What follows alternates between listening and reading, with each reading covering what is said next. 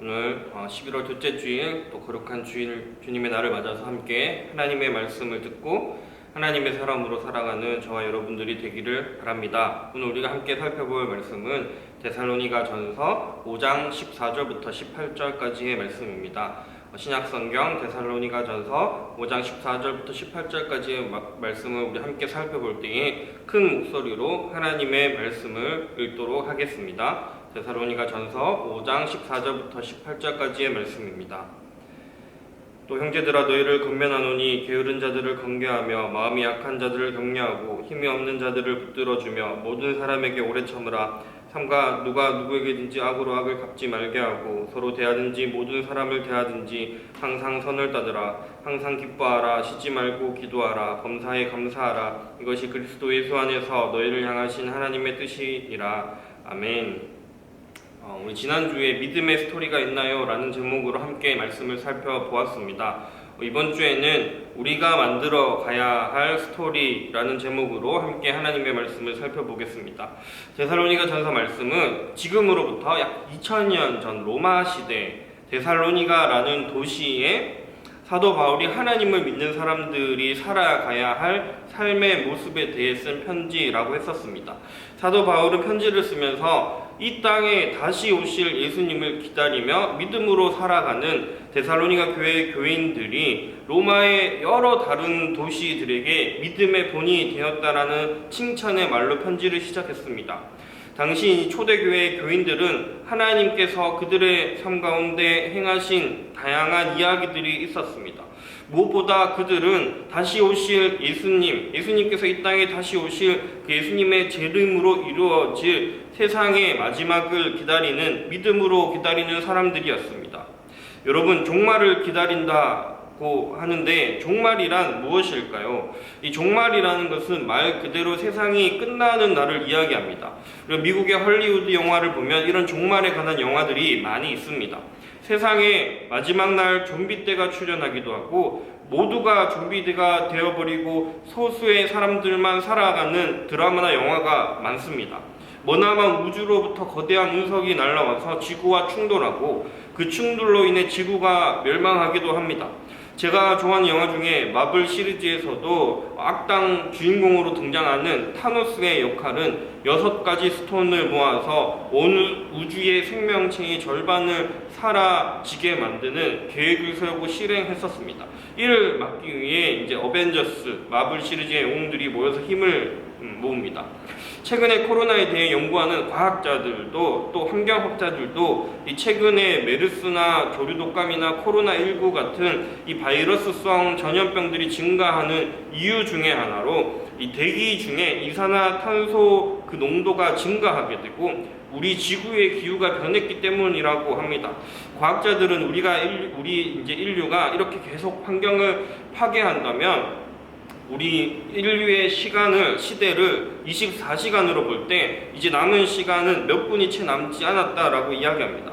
공상 과학 영화에서도 또 현실 세계에서도 사실 종말에 관한 이야기, 세상이 끝나는 것에 대한 이야기는 우리가 흔하게 접하고 있는 이야기입니다. 우리나라에도 종말에 관한 사건으로 아주 유명한 일이 있었습니다. 여러분들이 태어나기 전에 있었던 일인데 기독교 2단 중에 다미 선교회라는 것이 있었습니다. 이들은 1992년 10월 28일 자정에 지구가 멸망하게 되고 자신들의 공동체에 이제 속한 사람들, 그 선택된 사람들만이 하늘로 올라가서 하나님을 만나게 된다고 주장했고 이 일은 전 세계 언론에 보도되기도 했습니다. 데살로니가 전서 우리가 보고 있는 이 데살로니가 전서 오늘 본문 앞에 4장 10절에 보면 마지막 날에 믿는 자들이 구름 속으로 끌어올려가서 공중에서 주를 영접하게 된다라는 말씀이 있습니다.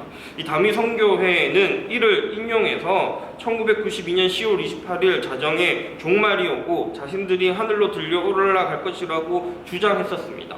이 말도 안 되는 이야기를 믿은 사람들이 무려 10만여 명이나 된다고 합니다.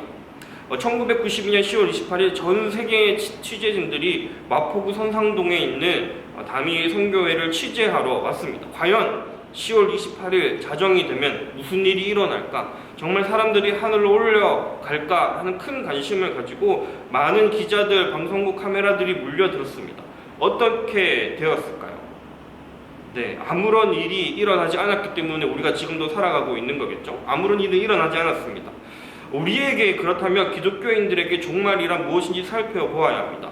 우리 기독교인들에게 종말이란 세상이 끝난다는 것은 지구가 무너지거나 인류가 멸종하게 되는 그런 종류의 일이 아닙니다. 사이비 종교인들이 말하는 것처럼 자신의 어떤 공동체에 소속된 사람들만 구원을 받는 그런 일도 아닙니다. 성경이 말하는 종말은 엄밀히 말하면 세상이 끝나는 어떤 시점을 말하지 않습니다.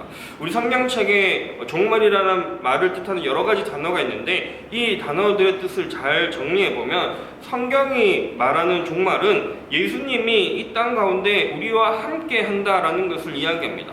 성경이 말하는 종말의 시기는 예수님이 우리와 함께 하는 것을 이야기합니다. 그래서 영국의 톰 라이트라는 유명한 신학자는 우리가 예수님의 초림과 예수님이 첫 번째 2000년 전에 이 땅에 오셨던 것을 초림이라고 하는데 그 초림과 예수님이 다시 오는 것을 재림이라고 한다고 했는데 그 재림 사이를 초림과 재림 사이를 살아가고 있다라고 이야기합니다. 그래서 이 톰 라이트라는 신학자는 영어로 already but not yet이라고 하면서 이미 already 시작되었지만 but not yet 이미 아직은 완성되지 않은 그런 우리가 시대를 살아가고 있다라고 이야기합니다. 2000년 전에 예수님께서 이스라엘 베들레헴에 오신 것으로 초림이라고 하는데 이를 시작으로 하나님의 나라 예수님께서 이 땅에 오셔서 그 우리와 함께 하신 일이 시작되었고 예수님께서 오셔서 하신 일을 신약 성경 마태, 마가, 누가, 요한복음에서 잘 살펴보면 예수님은 언제나 아픈 자들과 함께 하셨고 연약한 자들과 함께 하셨고 교만한 사람들, 위선적인 사람들, 남을 속이고 빼앗는 사람들을 싫어하는 그런 삶을 살아가셨습니다. 그리고 우리의 죄를 사하시고 우리를 하나님의 자녀로 삼아주시기 위해 우리 대신 우리가 박혀야 할 십자가에 죽으시고 다시 살아나셨으며 그리고 다시 이 땅에 오실 것을 약속하시고 하늘로 올라가셨습니다. 이때 예수님께서 하나님의 사람들에게 또한 이제 미션을 주셨습니다. 내가 돌아올 때까지 너희가 하나님을 믿는 너희가 예수님을 믿는 우리가 해야 할 일이 있다라고 하셨습니다. 사도행전에 보면 오직 성령이 너희에게 임하시면 너희가 권능을 받고 예루살렘과 온 유대와 사마리아와 땅끝까지 이르러 내 증인이 되리라고 이야기하셨습니다. 예수님은 비록 세상을 떠났지만 세상을 살아가는 우리에게는 성령을 주셨습니다. 성령이 우리에게 임하시면 권능을 받는데 여기서 권능은 헬라어로 두나미스라고 하는데 제가 몇 번 설명드린 적이 있는데 이 두나미스라는 단어는 다이너마이트의 원어가 되는 단어입니다. 다이너마이트가 터지면 폭탄이 터지면 엄청난 에너지가 막 생겨나는 것처럼 성령이 우리와 함께 하실 때 우리 안에 성령을 모시고 우리가 성령을 의지하며 살아가실 때 다이너마이트가 터지는 것과 같은 폭발적인 힘이 우리에게 주어지는데 우리가 이 힘을 가지고 해야 할 일은 예수님이 주신 미션을 생각하면서 땅끝까지 예수님의 증인으로 살아가야 한다는 것입니다. 그래서 예수님의 제자들은 그 이후에 예수님이 하늘로 올라가신 이후에 영국으로 스페인으로 아프리카로 인도로 가서 예수 그리스도를 전하고 십자가를 전하고 복음을 전하고 예수님의 사랑을 전하는 삶을 살았습니다. 성경이 말하는 종말을 정리하면 종말의 시기는 예수님이 오신 2000년 전부터 예수님이 다시 오실 때까지가 종말입니다. 예수님이 우리와 함께 하시고 비록 지금은 하늘에 계시지만 성령을 대신 우리에게 보내주셔서 우리가 성령님으로부터 힘을 얻어 예수님의 증인이 되는 삶을 살아가는 그 시기가 예수님의 처음 오신 2000년 전부터 다시 오실 그 시기가 종말의 시기입니다. 하나님을 믿는 우리에게 종말은 이 세상이 끝나는 것은 공상과학영화처럼 지구가 멸망하는 것이 아닙니다. 사이비 종교 교주들이 이야기하는 것처럼 소수의 선택된 자만이 하늘나라로 가는 것도 아닙니다. 우리에게 종말은 예수님이 다시 오실 때까지 성령 하나님과 함께 예수님의 증인으로 살아가야 하는 것입니다. 그래서 우리가 보고 있는 데살로니가 전서 4장 18절에 보면 예수님이 다시 오실 것을 이야기하며 서로 위로하라라고 이야기합니다. 그러니까 우리 하나님을 믿는 사람들에게 종말이라는 것은 막 세상이 무너지고 두렵고 놀랍고 막 세상이 파괴되어서 사라져버리는 그런 이야기가 아니라 서로를 위로할 수 있는 것입니다. 예수님을 다시 만날 날을 소망하며 사랑하고 위로할 수 있는 것이 우리 기독교의 종말입니다. 끝으로 우리가 오늘 본문을 살펴보면서 우리 하나님의 사람들이 종말의 시기를 살아가면서 예수님의 증인으로 어떻게 살아야 하는지, 우리가 이 시기 가운데 증인으로 살아가면서 우리의 삶에 어떤 믿음의 스토리를 만들어야 하는지 살펴보도록 하겠습니다. 첫 번째 14절 말씀을 보시면 마음이 약한 자들을 격려하고 힘이 없는 자들을 붙들어 주라 라고 이야기합니다. 우리가 첫 번째 해야 할 것은 힘이 없는 자들을 붙들어 주어야 합니다. 오늘 말씀에 우리가 해야 할 것 중에 첫 번째, 우리의 삶 가운데 만들어야 할 스토리는, 우리 그리스도인은 뭔가 마음이 힘들고 지친 사람들을 위로하고 격려하는 사람이 되어야 합니다. 우리의 삶에 그런 이야기가 있어야 합니다. 두 번째, 항상 선을 따라야 합니다. 15절을 보면 악을 악으로 갚지 말고 모든 사람을 대하든지 항상 선을 따르라고 이야기합니다. 우리는 사람을 대할 때 항상 선으로 대하기를 힘써야 합니다. 심지어 상대가 나에게 나쁜 행동, 나쁜 말을 할 때라도 우리는 선으로 갚아주기를 힘써야 합니다. 이것이 하나님께서 이야기하신 우리가 만들어가야 할 우리의 삶의 이야기입니다. 세 번째, 항상 기뻐해야 합니다. 16절에 보면 항상 기뻐하라 라고 되어 있습니다. 우리는 예수님과 함께 기뻐하기를 힘써야 합니다. 요즘처럼 불편한 시기에 더욱 찬양하고 말씀 보고 기도하며 우리 안에 하나님이 주시는, 성령이 주시는 기쁨이 넘쳐나게 해서 그 기쁨을 우리만 간직하는 게 아니라 기쁨을 내 주변의 사람들에게 흘려보내고 나누어 줄 수 있는 하나님의 사람으로 살아가야 합니다. 그리고 네 번째로 쉬지 말고 기도하라 라고 17절에 되어 있습니다. 이런 일들은 이렇게 할 수 있는 것은 나의 힘으로만 되지 않습니다. 몸과 마음이 힘든 사람을 돕는 것, 나를 괴롭히는 사람에게까지도 선으로 대하는 것, 항상 기뻐하는 것은 앞서 잠깐 이야기했던 것처럼 우리 안에 성령님이 계실 때 가능한 것입니다. 그래서 오늘 우리 본문 뒤에 19절에 보면 우리에게 하나님께서 말씀하시기를 성령을 소멸하지 말라라고 이야기합니다.